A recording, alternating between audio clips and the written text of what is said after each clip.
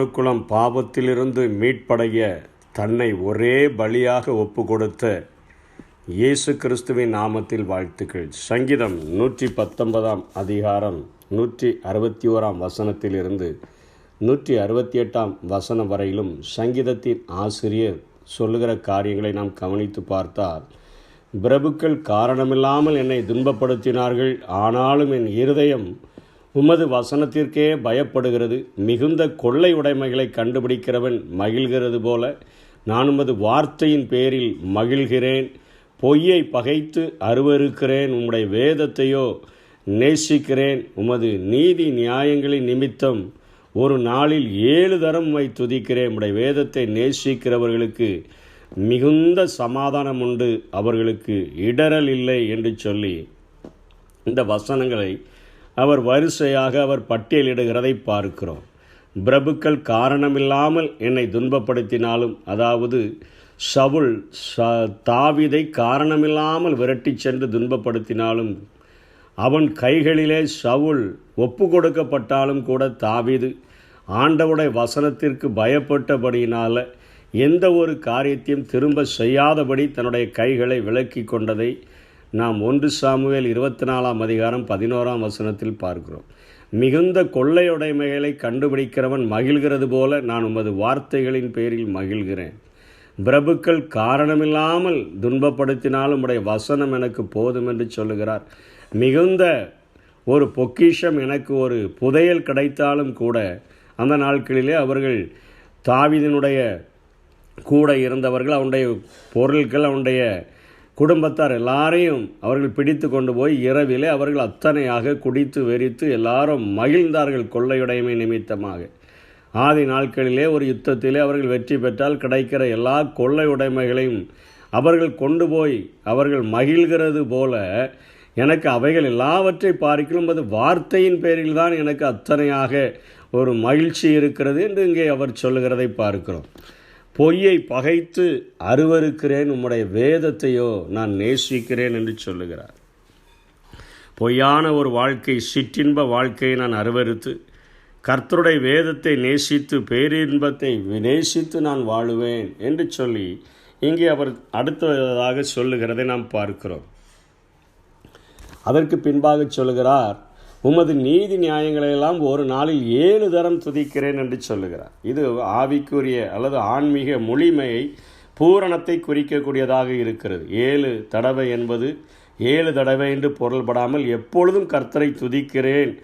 சங்கீதத்தின் ஆசிரியர் தேவனை துதிப்பதற்கு, அதாவது அந்தி சந்தி மத்தியான வேளைகள் என்று சொன்ன போதிலும் கூட படுக்கையிலும் நினைக்கிறேன், ராஜாமங்களிலும் தியானிக்கிறேன், உலகத்துக்கு இடம் கொடாது இருக்க முழுவதும் என் சிந்தனையை உமக்கென்று திறந்து வைக்கிறேன் என்பது போல இங்கே இந்த காரியத்தை அவர் சொல்லுகிறதை பார்க்கிறோம். 7 தரம் துதிக்கிறேன். கடைசியாக சொல்கிறார், நம்முடைய வேதத்தை நேசிக்கிறவர்களுக்கு மிகுந்த சமாதானம் உண்டு, அவர்களுக்கு இடரல் இல்லை என்று அவர் சொல்லுகிறதை பார்க்கிறோம். வேதத்தை நேசிக்கிறவர்களுக்கு மிகுந்த சமாதானம் உண்டு. இத்தனை அறிக்கையை அவர் சொல்லுகிறதற்கு காரணம் என்ன? நம்மை போல ஒரு பாடுள்ள ஒரு மனுஷன்தான், நம்மை போல இரத்தத்தையும் சதையையும் உடைய ஒருவர் தான் இப்படிப்பட்ட காரியத்தை சமாதானம் ஓதுகிற வேதம் என்கிற ஒரு தலைப்பின் கீழே அவர் எழுதி வைத்திருக்கிறதை பார்க்கிறோம். பிரபுக்கள் காரணமில்லாமல் என்னை துன்பப்படுத்தினாலும், மிகுந்த கொள்ளை உடைமையை நான் கண்டுபிடித்தாலும் நான் உம்முடைய வேதத்தை தான் நேசிப்பேன் என்று சொல்லுகிறார். என்னுடைய சிந்தனைகள் முழுவதையும் அதாவது பூரணமாக உம்முடைய வசனத்திற்கு நான் ஒப்பு கொடுக்கிறேன் என்று சொல்லுகிறார். இப்படியாக உம்முடைய வேதத்தை நேசிக்கிறவர்களுக்கு, அதாவது உம்முடைய வேதத்தில் பிரியமாயிருந்து இரவும் பகலும் அதில் தியானமாக இருக்கிறவர்களுக்கு கிடைக்கிற ஆசீர்வாதங்கள் என்று சொல்லுகிறது போல் அவர் சொல்லுகிறதை பார்க்கிறோம். அவர்களுக்கு இடரல் இல்லை என்று சொல்லுகிறதை பார்க்கிறோம். இன்றைக்கு நமக்கு இதை காட்டிலும் மிகப்பெரிய ஒரு வெளிச்சத்தை ஆண்டவர் நமக்கு தந்திருக்கிறார். பேதுருவுடைய வாழ்விலே நாம் எடுத்து பார்க்கும் பொழுது இயேசு கிறிஸ்து பேதுருவை பார்த்து ஒரு அழகான ஒரு காரியத்தை சொல்லுகிறார். சீமோனே சீமோனே, சாத்தான் உன்னை சுலகினால் புடைப்பதற்கு உத்தரவு கேட்டுக்கொண்டான், நானோ உன் விசுவாசம் ஒளிந்து போகாதபடிக்கு நான் வேண்டிக் கொண்டேன். நீ குணப்பட்ட பின்பு உன் சகோதரரை நீ ஸ்திரப்படுத்து என்று சொன்னதை நாம் பார்க்கிறோம். பேதுருடைய வாழ்க்கையிலே ஆண்டவர் சொல்லுகிற ஒரு உவமை என்ன? உன்னை சாத்தான் சுலகில் புடைக்கிறது போல நான் புடைக்கும்படியாக அவன் வேண்டிக் கொண்ட பொழுது நான் உத்தரவு கொடுத்து விட்டேன் என்பது போல, நானோ உன் விசுவாசம் ஒளிந்து போகாதபடிக்கு வேண்டிக் கொண்டேன். நீ குணப்பட்ட பின்பு உன் சகோதரனை நீ ஸ்திரப்படுத்து. ஒரு மகிமையான ஒரு ஊழியத்தை வைத்திருக்கிறேன்.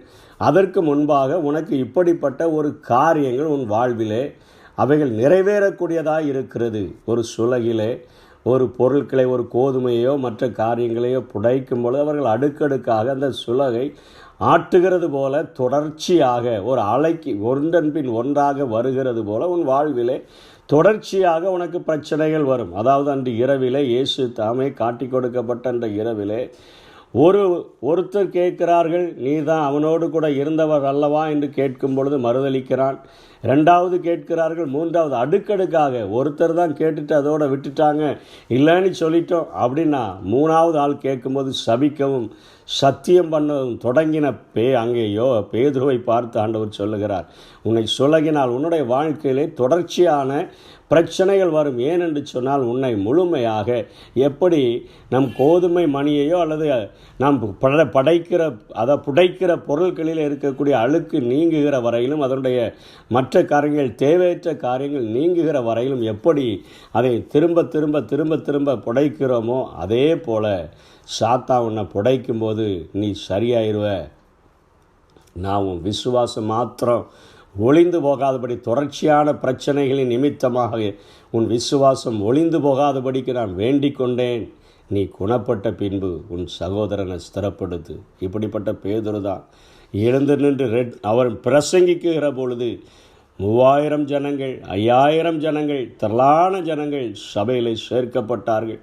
அவர் நடந்து போகிற போது அவன் நிழல்படும்படியாக அநேக வியாதியஸ்தர்களை வழிகளிலே கிடத்தி வைக்கிற அளவிற்கு ஒரு மகா பெரிய ஊழியத்தை அவனுடைய கரங்களிலே கொடுக்கத்தக்கதாக, இடரலற்ற ஒரு வாழ்க்கை வாழத்தக்கதாக ஆண்டவர் அவனுடைய வாழ்விலே, அவனுடைய ஊழியத்திலே ஒரு மகா பெரிய கிரியைகளை செய்ததை பார்க்கிறோம். இன்றைக்கு நம்முடைய வாழ்க்கையில் ஒருவேளை பிரபுக்களால் வருகிற பிரச்சனைகள், காரணமில்லாமல் துன்பப்படுத்தப்படுகிற காரியங்கள், நாம் பொய்யை பகைத்து அருவருத்து வேதத்தை நேசிக்கிறதுனால வருகிற பிரச்சனைகள், நம்ம 7 தரம் அதாவது பரிபூரணமாக சிந்தனைகளில் ஆண்டவருக்கு கொடுத்தாலும் கூட நிறைய பிரச்சனைகள் போராட்டங்கள் வந்தாலும் ஆண்டவருடைய வேதத்தை நேசிக்கிறவர்களுக்கு மிகுந்த சமாதானம் உண்டு, மிகுந்த சமாதானம் உண்டு. ஆண்டவர் நம்மை சுத்திகரிப்பதற்காக நம்முடைய காரியங்களை நம்மிடத்தில் இருந்து அகற்றி அவருடைய பரிபூரணத்தை நமக்குள்ளாக வைத்து அவருக்கென்று பயன்படுத்தும்படியாக நம்மை முழுமையாக ஒப்பு கொடுத்தோம் என்று சொன்னால் நிச்சயமாக நாமும் இந்த சங்கீதத்தின் ஆசிரியரை போல சொல்ல முடியும், ஆண்டவரை எத்தனை பிரச்சனைகள் போராட்டங்கள் வந்தாலும் நம்முடைய வேதத்தை நேசிக்கிறவர்களுக்கு உலகம் தரக்கூடாத மிகுந்த ஒரு சமாதானம் உண்டு. அவர்களுக்கு இடரல் இல்லை. நாங்கள் போய் புண்ணிய ஸ்தலங்களை தேடி போக வேண்டியதில்லை, புனித நீர் ஆட வேண்டியதில்லை. உலகம் தரக்கூடாத அந்த சமாதானத்தை தேடி உலகத்தில் தேடி அலைய வேண்டியதே இல்லை. சமாதான பிரபுவாக எங்களுக்காக இந்த பூமிக்கு இறங்கி வந்த எங்கள் இயேசு ஒருவர் மாத்திரமே எங்களுடைய வாழ்விலே எங்களுக்கு தேவையான ஒரு மிகுந்த சமாதானத்தை எங்கள் வாழ்க்கையில் தர முடியும். அது உங்கள் வழிகளை நாங்கள் தெரிந்து கொண்டோன்னா, சரியாக புரிந்து கொண்டோன்னா, நாங்கள் உணர்வுள்ளவர்களாய் மாற்றப்பட்டு விட்டோன்னா, எங்களுக்கு வருகிற பிரச்சனைகள், எங்களுக்கு வருகிற பாடுகள் என் ஆண்டவர் அனுமதிக்காமல், அவர் அறியாமல் எனக்கு வரப்போவதில்லை. எனக்கென்று ஒரு மகிமையான காரியத்தை வைத்து தான் இதை அவர் அனுமதிக்கிறார் என்பதை பேதுருவுக்கு முதல்லையே சொல்லிட்டாரு. இந்த வசனங்களை படிக்கும்பொழுது நாமும் புரிந்து கொள்ளலாம். ஆண்டவரே, எங்களுக்கென்று ஒரு மிகப்பெரிய ஆசீர்வாதமான ஒரு ஊழியத்தை, ஒரு வாழ்க்கையை நீர் வைத்திருக்கிறபடினால நீர் அறிந்து அனுமதித்திருக்கிறீர்.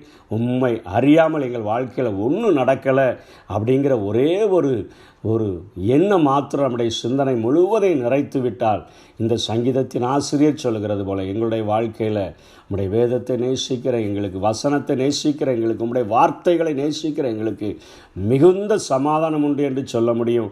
எங்கள் வாழ்க்கையில் இடரல் இல்லைன்னு சொல்ல முடியும். அந்த பூமியில் உலகம் தரக்கூடாத சமாதானத்தை தரும்படியாக வந்த இயேசு கிறிஸ்துவனுடைய பாதத்தை அண்டிக் கொள்ளுவோம். அவருடைய வார்த்தைகளை விசுவாசிப்போம். இப்படிப்பட்ட ஆசீர்வாதங்களை பெற்றுக்கொள்வோம். கர்த்தர் தாமே நம்மை ஆசீர்வதிப்பாராக. ஆமென். கர்த்தரின் திருவேதத்தில்